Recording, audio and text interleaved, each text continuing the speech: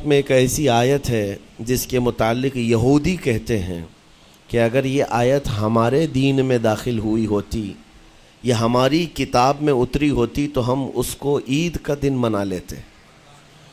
یہودی یہ کہتے ہیں اس آیت کا نزول اگر ہماری کتابوں میں ہوا ہوتا تو جس دن یہ آیت اتری اس دن کو ہم عید کا دن منا لیتے۔ وہ آیت کون سی ہے؟ وہی میں نے آج آپ کے سامنے تلاوت کی ہے۔ اللہ فرماتا ہے، یہ حجۃ الوداع کے موقع پر حضور صلی اللہ تعالیٰ علیہ وسلم کا آخری حج تھا آپ کی ظاہری زندگی کا۔ اس دن یہ آیت نازل ہوئی تھی اور حضور اکرم صلی اللہ تعالیٰ علیہ وسلم نے اپنا حج مکمل کر کے ارشاد بھی فرمایا تھا کہ آج کے بعد ہو سکتا ہے کہ میں اس جگہ پر تم سے دوبارہ ملاقات نہ کروں۔ اور وہ آخری حج کہا جاتا ہے اور آخری خطبہ بھی حضور کا خطبۃ الوداع جس کو کہتے ہیں مشہور ہے۔ اس وقت یہ آیت اتری تھی۔ آیت کا معنی پہلے سن لیں، ترجمہ۔ رب تعالیٰ فرماتا ہے الیوم اکملت لکم دینکم واتممت علیکم نعمتی، آج کے دن میں نے تمہارا دین مکمل کر دیا اور میری نعمتیں پوری اتار دیں۔ وَرَضِيتُ لَكُمُ الْإِسْلَامَ دِينًا، اور تم کو اسلام دے کر میں راضی ہوا۔ یہ آیت ہے۔ کسی بھی دین کے بارے میں یہ دعویٰ نہیں ہے کہ وہ پورا کمپلیٹ ہے سوائے اسلام کے۔ پہلے جتنے دین آتے رہے بعد میں اور اس میں شوشہ تھا کہ آخری نبی آنے والے ہیں، شریعت پھر بدلے گی۔ موسیٰ علیہ السلام کا زمانہ آیا، ان کی شریعت تھی، پھر اس کے بعد زمانہ تبدیل ہوا، عیسیٰ علیہ السلام کا دور آیا، شریعت بدلی ہے۔ عقیدہ نہیں بدلتا، شریعت یہ لا کو کہتے ہیں، قانون، قوانین بدلے جاتے رہے۔ آدم علیہ السلام کی شریعت میں الگ قوانین تھے، نوح علیہ السلام کی شریعت میں قانون الگ تھے، بدلتی گئی شریعتیں، لیکن آ کر سٹاپ ہو گئی حضور پاک صلی اللہ علیہ وسلم کے اس دین پر۔ اور پھر رب تعالیٰ نے فرمایا اب دین کمپلیٹ ہو گیا، اب شریعت نہیں بدلی جائے گی قیامت تک، اس میں رد و بدل نہیں ہوگا۔ جو حرام ہے وہ قیامت تک حرام رہے گا، جو حلال ہے وہ قیامت تک حلال رہے گا۔ اب کوئی دنیا میں نہیں آئے گا جو اس شریعت میں کوئی نیا حلال پیدا کرے، نیا حرام پیدا کرے۔ حضور اکرم صلی اللہ تعالیٰ علیہ وسلم کا یہ دین کمپلیٹ ہے، مکمل ہے۔ اب آپ سنیے، قرآن پاک نے جب یہ فرما دیا کہ دین مکمل ہو گیا، یہ وعدہ، یہ دعویٰ کسی اور دین میں نہیں ہے، صرف اور صرف اسلام میں ہے کہ یہاں پیدا ہونے سے لے کر کے وفات تک کے مسئلے اللہ تعالیٰ نے تمہیں بیان کر دیے۔ وَلَا رَطْبٍ وَلَا يَابِسٍ إِلَّا فِي كِتَابٍ مُبِينٍ، کوئی خشکی کی چیز بھی نہیں ہے، کوئی تری کی چیز بھی نہیں ہے جس کو قرآن نے بیان نہ کیا ہو۔ رب تبارک و تعالیٰ نے ساری چیزیں بیان فرما دی، تمہاری شریعت کمپلیٹ ہے۔ آج تمہیں اپنی زندگی گزارنے کے لیے لا، قانون کسی ایرے غیرے کے پاس سے لینے کی ضرورت نہیں۔ اسلام ہر قانون تمہیں دیتا ہے، چاہے بچوں کے مذہب، بچوں کے معاملات ہوں، چاہے جوانوں کے معاملات ہوں، شوہر بیوی کے حقوق ہوں، ماں باپ کے حقوق ہوں، استاد شاگرد کے معاملات ہوں، پڑوسیوں کے حقوق ہوں، تجارت کے، لین دین کے، نکاح کے، خلا کے، عدت کے، طلاق کے، سارے مسائل پورا کا پورا تفصیل کے ساتھ اسلام تمہیں دیتا ہے۔ اس طرح کا کوئی لا پوری دنیا میں نہیں ہے جس طرح اسلام کے پاس ہے۔ ظاہر سی بات ہے جب اسلام کے پاس اتنا بڑا مکمل نظام ہوگا تب تو پھر یہ ٹارگٹ نمبر 1 پوری دنیا میں ہوگا ہی ہوگا۔ یوں ہی اسلام سے لوگ نہیں چڑھتے، یوں ہی اسلام سے نہیں نفرت کرتے۔ ظاہر سی بات ہے کہ حسینوں سے ہی حسد ہوتا ہے، کوڑھی سے کون حسد کرے گا؟ جس کو کوڑ کی بیماری ہو اس سے کوئی حسد نہیں کرتا۔ ایک حسین دوسرے حسین سے بھی نفرت کرتا ہے، حسد کرتا ہے، یا کم صورت والا اچھی صورت والے سے حسد فطری طور پر کرتا ہے۔ اسی لیے محاورہ کہا گیا ہے کہ حسینوں سے حسد ہوتا ہے، تو اسلام میں جو حسن ہے تو جتنے جلنے والے ہیں اتنے زیادہ حسد کرنے والے پیدا ہوتے ہی رہیں گے۔ اب آپ کے لیے یہ فخر کی بات ہے کہ دنیا جسے ٹارگٹ نمبر 1 کہتی ہے، جس سے چڑھتی ہے اور جلتی ہے، الحمدللہ رب تبارک و تعالیٰ نے وہ دین ہمیں عطا فرمایا۔ وہ اس لیے نہیں ہے کہ لوگوں کے چڑھنے کی وجہ سے میں فخر کر رہا ہوں، اس لیے کہ میرے دین کے علاوہ کوئی دین ایسا نہیں جو یہ دعویٰ کر سکے کہ ہم کمپلیٹ لا رکھتے ہیں، صرف اور صرف اسلام کے پاس ہے۔ میں یہاں کھڑے ہو کر کے یہ صرف الفاظ کی پھیکم پھاک نہیں کر رہا ہوں، چیلنج ہے یہ۔ پوری دنیا کے کسی بھی ریلیجن کے پاس وہ سارے مسائل نہیں مل پائیں گے جو دین اسلام کے پاس موجود ہیں۔ دین اسلام کے لیے اگر آپ کو میں بتا دوں کہ اس کا جو فقہ کا نظام ہے، مسئلے مسائل، جس کو اگر آپ پڑھنے کی کوشش بھی کریں زندگیاں بیت جائیں، صرف اور صرف ایک چیپٹر پر کتابیں لکھی ہوئی ہیں۔ صرف نکاح کے مسئلے کتابیں پوری ہیں، صرف طلاق کے مسئلے پوری کتابیں موجود ہیں۔ اتنا وستار کے ساتھ، اتنا تفصیل کے ساتھ کوئی دین نہیں پیش کرتا، صرف اور صرف اسلام ہے۔ یہ باتیں میں آپ کے سامنے کیوں رکھ رہا ہوں میرے عزیزو؟ تاکہ تمہیں یہ احساس ہو کہ اللہ نے کون سی نعمت تمہیں دی ہے۔ اسی آیت میں رب تعالیٰ فرماتا ہے وَأَتْمَمْتُ عَلَيْكُمْ نِعْمَتِي، میں نے اپنی پوری نعمت تمہیں دے دیا ہے، پوری نعمت تمہیں دے دیا ہے۔ احساس کرو کہ اسلام سے بڑھ کر نعمت کیا ملتی تمہیں، اسلام سے بڑھ کر کے کیا نعمت ہے، جس میں رب تبارک و تعالیٰ نے تمہیں اخلاق و کردار دیے ہیں، تعلیم کے لیے سارے۔ آپ کو ابھی اس زمانے میں پروپیگنڈے کے شکار ہو گئے کہ ہم جاہل قوم سے وابستہ ہیں، ہمارے ہاں جہالت زیادہ ہے، ہمارے ہاں بد کرداری زیادہ ہے۔ یہ عوام کو دیکھ کر کے لوگوں نے پروپیگنڈا بنایا، ورنہ تو ان کی حالت یہ تھی 18ویں صدی تک یورپ والوں کو روڈ بنانے کا طریقہ بھی نہیں معلوم تھا، اسلام نے سکھایا ہے۔ ان کو پارلیمنٹ میں بیٹھنے کا قانون نہیں معلوم تھا، اسلام نے قانون عطا کیے ہیں۔ ان کو عدالت چلانے کے معاملے معلوم نہیں تھے، اسلام نے پوری کتابیں پیش کی ہیں۔ اٹلی اور ڈنمارک جو آج یورپ کی کنٹریز میں شامل ہوتے ہیں، یہاں کے بادشاہوں کے بچے اسلامی علماء کے پاس اندلس میں پڑھنے کے لیے جاتے تھے، عیسائیوں کے، دوسروں کے، انگریزوں کے بچے، اور جب پڑھ کر کے آتے تھے اٹلی اور ڈنمارک میں واپس، تو پورے لوگ ان کو دیکھنے کے لیے بھیڑ لگاتے کہ یہ علماء اسلام سے پڑھ کر کے آ رہے ہیں۔ دنیا کو قلم پکڑنا سکھایا ہے اسلام نے۔ آپ کو ابھی میں اس موضوع پر نہیں بات کر رہا ہوں جو اسلام نے پوری دنیا کو دیا ہے۔ آج یہ جو گھڑی دیکھتے ہیں نا ہر جگہ پوری دنیا کا ٹائم، سب سے پہلے مسلم علماء نے اس کو ایجاد کیا ہے۔ دنیا کو ٹائم دیکھنے کا طریقہ اسلام نے سکھایا ہے۔ آپ کو ایک دو نہیں، آج پوری دنیا میں میڈیکل سرجری جو بھی ہوتی ہے، آپ کو پتہ ہے چیر پھاڑ کرنا ہر جگہ ضروری ہو گیا ہے، آپریشن تھیٹر، ساری دنیا جو سرجری کرتی ہے اس کے بیسک قانون بو علی سینا اسلامی عالم کے لکھے ہوئے ہیں۔ آج بھی امریکہ کی یونیورسٹی میں یہ کتاب داخل ہے، کیلیفورنیا میں۔ اسلامی علماء نے جو پوری دنیا کو دیا ہے وہ ایک الگ ٹاپک ہے۔ وہ اس کی ترقی اور عروج کا وقت تھا۔ اسپین میں کیمسٹری میں سب سے پہلے ایجاد کرنے والے علماء موجود ہیں، جابر بن حیان ہیں، جو الجبرا پوری دنیا کو دیا ہے۔ آج ہر یونیورسٹی، ہر کالج میں الجبرا کا سبجیکٹ ہوتا ہے۔ کس نے لکھا ہے؟ دنیا کو چلنے کا سلیقہ اسلام نے سکھایا ہے، بولنے کا طریقہ اسلام نے سکھایا ہے۔ سیاست کے معاملات آپ کو پتہ ہے، پہلے کے دور کی سیاست یہ تھی جو بادشاہ بن گیا اس کا راج ہے، اس کا قانون ہے، اور رات کو خواب میں کوئی چیز دیکھے تو صبح قانون بنا دے گا۔ بادشاہوں کا مزاج ہے، خواب میں کوئی چیز نظر آ گئی صبح وہ قانون بن گئی۔ تو یہ تو سلسلہ چلتا تھا پوری دنیا میں، اور آج بھی دنیا اس بات کی قرضدار ہے کہ حقیقت میں سیاست کسی نے سکھائی ہے تو وہ عمر ابن خطاب کی سیاست ہے، صدیق اکبر کی سیاست ہے۔ خلفائے راشدین نے جو حکومت و سیادت کر کے دنیا کو دکھایا ہے اس کی مثال کوئی پیش نہیں کر سکتا۔ اسی لیے ہمارے اس دیش کے جانتے ہیں جن کو موہن داس کرم چند گاندھی کہا جاتا ہے، گاندھی جی کو آج سارے لوگ یاد کرتے ہیں۔ گاندھی نے یہ کہا ہے اپنے دور کے حکومت چلانے والوں کو مثال اگر کوئی دے سکتا ہوں تو ابو بکر اور عمر کی دے سکتا ہوں، کیونکہ یہ کالپنائیں نہیں ہیں، یہ خیالی نہیں ہیں، یہ فیلڈ میں اترے ہوئے لوگ ہیں۔ وہ صدیق اکبر اسلام نے دیا ہے جس نے پوری دنیا کو فاقہ کشی میں خود رہ کر کے لوگوں کی بھوک مٹانے کا سلیقہ عطا کیا ہے۔ اس عمر ابن خطاب کو اسلام نے دنیا میں پیش کیا ہے، جس عمر فاروق کا حال یہ ہے پورا مدینہ رات کو سوتا ہے اور یہ خلیفہ وقت گلیوں میں گشت کر رہا ہوتا ہے کہ کوئی بھوکا نہ سو رہا ہو۔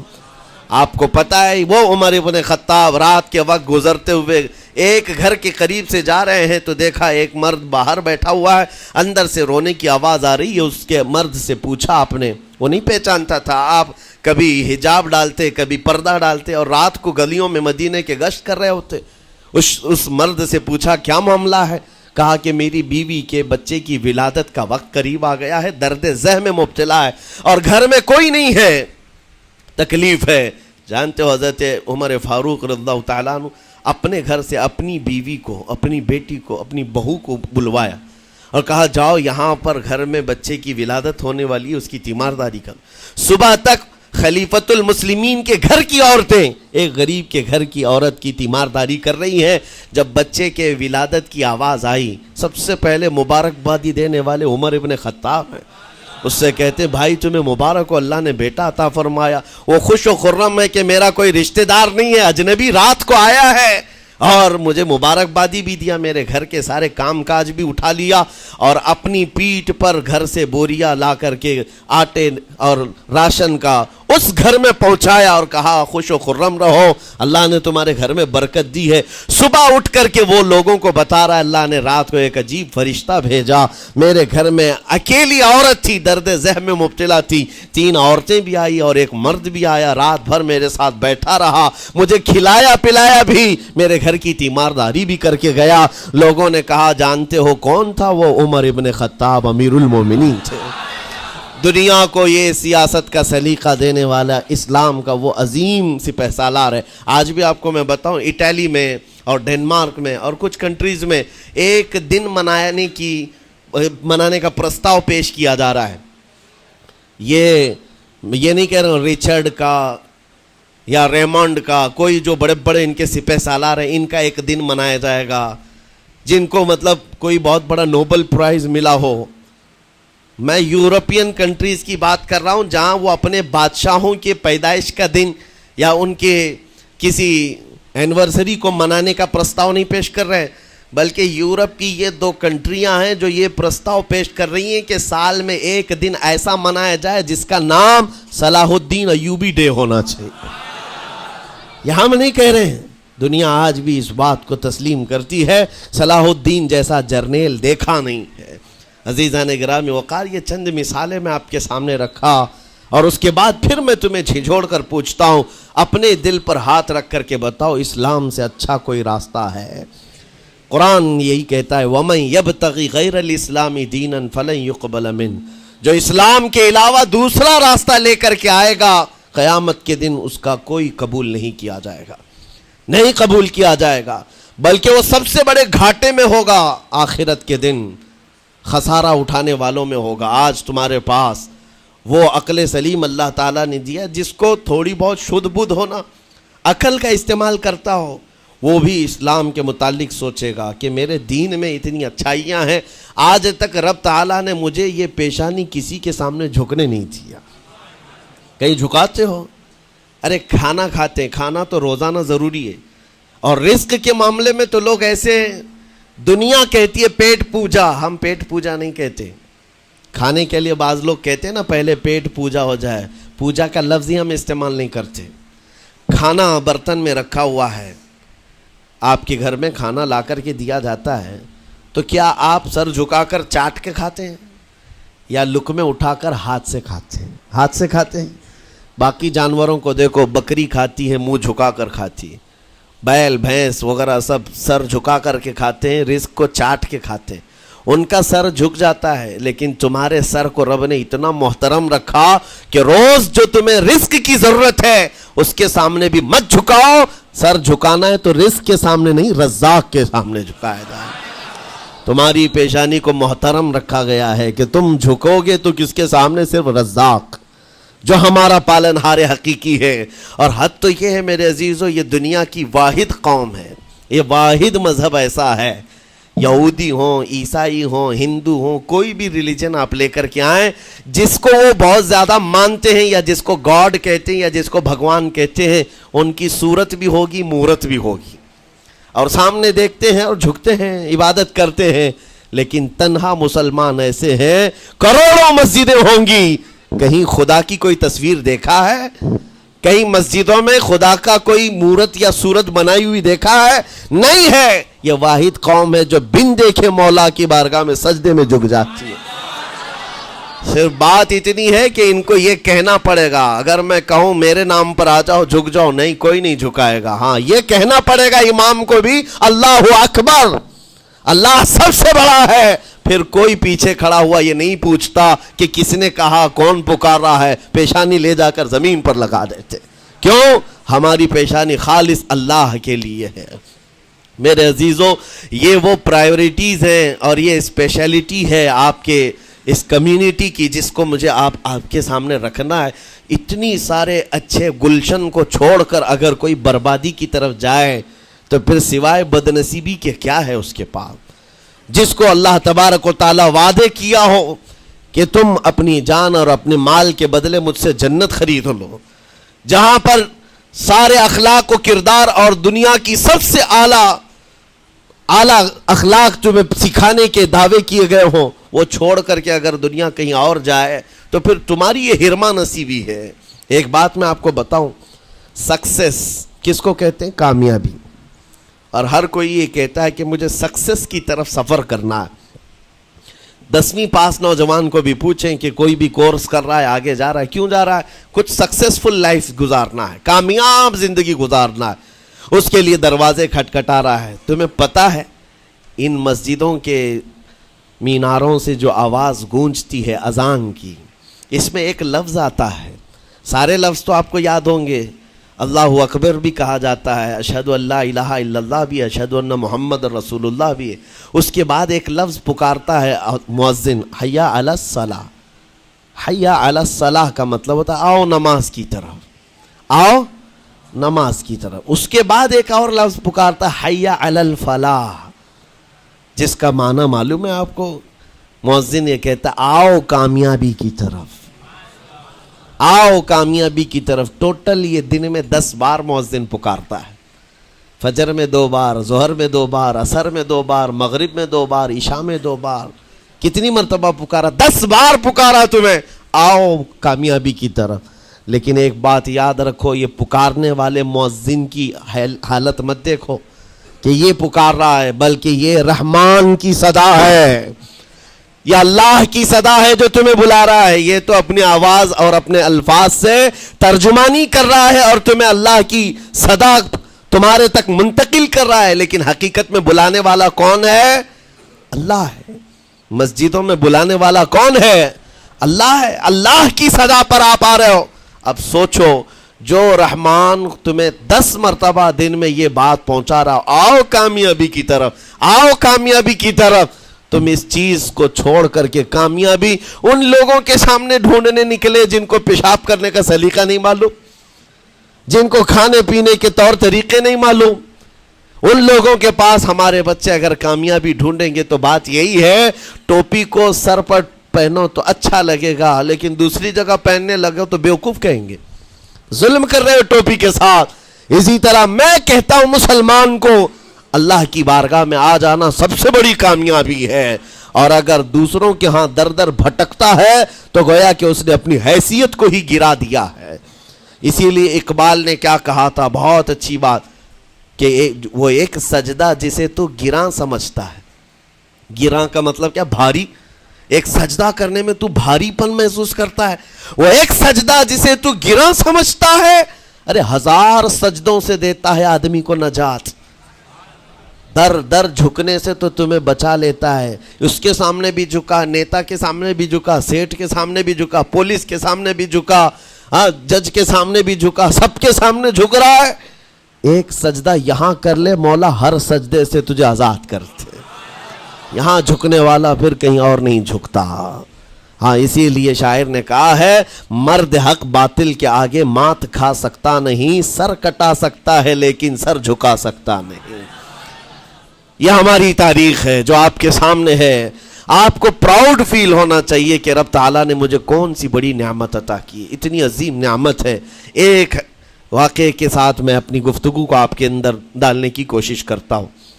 حضور پاک صلی اللہ تعالیٰ علیہ وسلم کے دین کی حلاوت اور چاشنی کس کو ملے گی؟ پتہ ہے 3 چیزیں. جو ایمان کی لذت جس کو ملتی ہے وہ پھر دوسری جگہ نہیں منہ مارتا, ادھر ادھر نہیں دیکھتا کہ کہاں کامیابی ہے, کہاں سکسیسفل ہے, بلکہ جس کو ایمان کی